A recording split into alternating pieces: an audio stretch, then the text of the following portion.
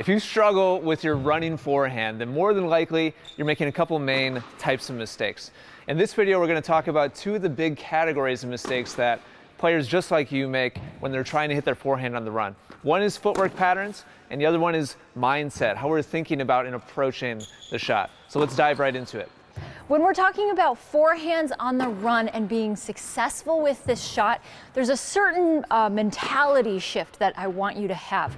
Number one is having a big target. It doesn't make any sense when you're on the run and you're already pushed and you're kind of desperate to be really aiming for the line. Give yourself big targets so that you will make it big, even if you miss it big.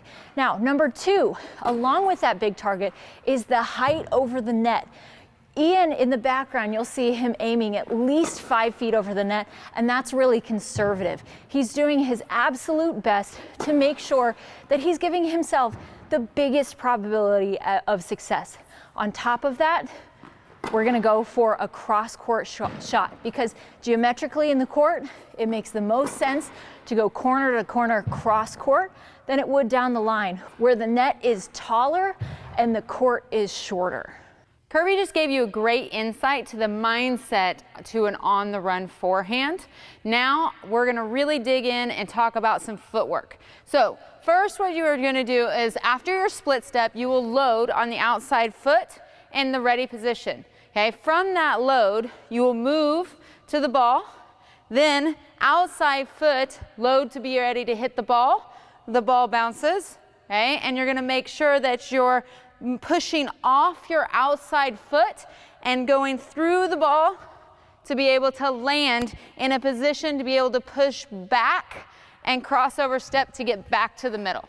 Okay, it's very important to make sure that you're hitting off the outside foot. Okay, one of the reasons we hit this open stance is because it gives us more time to recover back. It's one less step before we hit and one less step after we hit. Okay, 2 steps in tennis is a lot, and it can be a huge difference in how fast you recover and how much the ball is coming to you. One of the things that you can do to really work on this before you're in a live ball situation is to drop feed it yourself. Okay, I recommend here you're going to split, and all you're going to do is load on the outside foot and then shadow it once or twice. Here, hit, come through, okay, outside foot, hit, come through. Then you can actually shadow from this position before you work on movement. Okay, so you're just hitting off the outside foot and coming through. Then after that, you can really work on the movement laterally, okay? Because very often you're going to hit the open stance when you are moved away from the middle of the court, okay? So the biggest thing is if I'm doing that, I'm going to split and I load, like we talked about on the outside foot.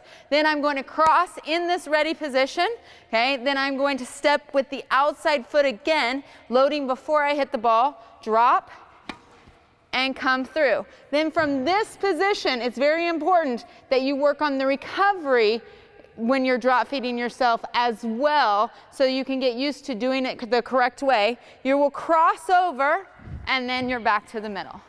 Okay, so now that you kind of understand this footwork, you're going to be able to have someone feed you balls, and you can really work on it as well. And then work on the open stance and live ball, where you're standing just a little bit to the right of the middle. And like if Kirby and I are hitting, Kirby would be going cross court, and I'm really getting out here and hitting and then recovering every time. Hitting and recovering every time, okay?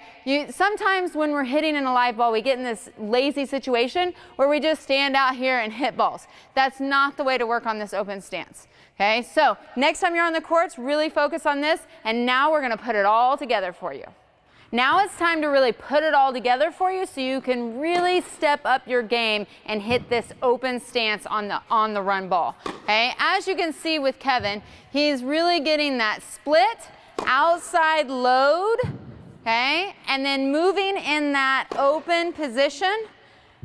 He's loading on the outside foot, hitting, and then crossover recovery back as quickly as he possibly can to get in position for that next ball. And you can see with the ball, you're going to have height on the ball. He's going for height to be able to give him more time back to get in position. so the ball's landing deeper in the court so that he's not being able to be hurt by his opponent. Okay? So if you want to really step up your game even more and learn how to practice this at your courts, make sure to go to ontherunforehand.com, and also make sure to like, subscribe, and comment below so you don't miss out on any of our videos in the future.